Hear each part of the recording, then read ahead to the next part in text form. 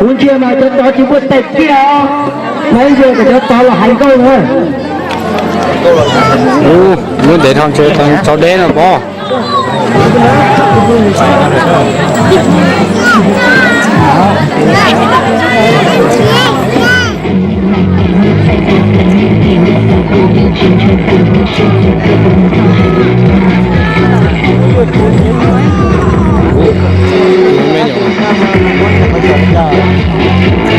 Mình nhỏ nó hay rồi.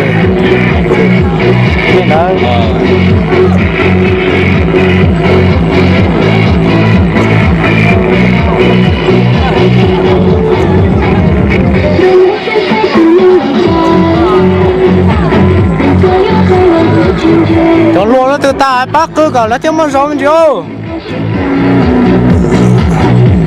chắc chắn là cái này chụp cứ đi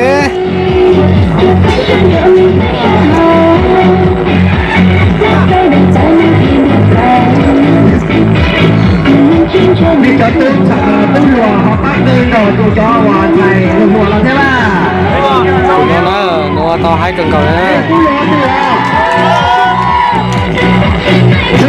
Ủa, tụi nó lẩu luôn, tụi nó là. Nó tôi cũng thấy là phải về à. Ô, thì thằng bò mà cô chó, lại có tôi thằng con số mà, cô chỉ cho mà lôi rồi để tiêu. đây là lùa thế à? Đây là tụi nó luôn. Tụi nó mình gì à? Cho ta kia. Thế mà cứ phát triển này, cứ chặt ta cái này, nó cứ bên đó bóng, chặt ta nhiều tới tuổi nữa. Tôi được bóng này.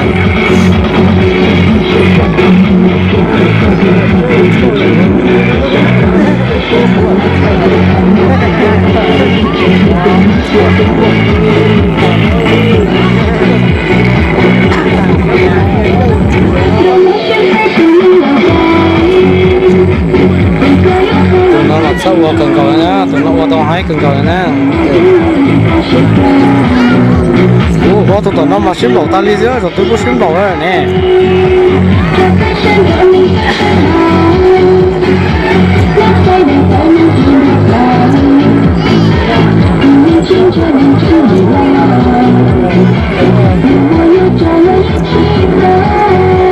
Ủa, tụi nó mà luồn xì xíu.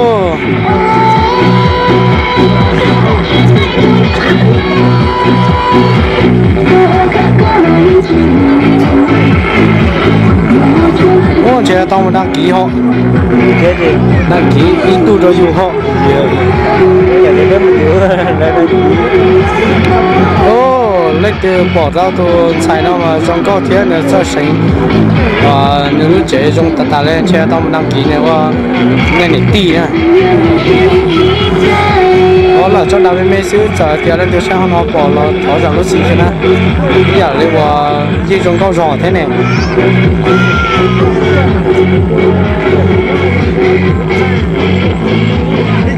Ô, xin lỗi lũ lụa mà mong chỉ xuống tàu đi.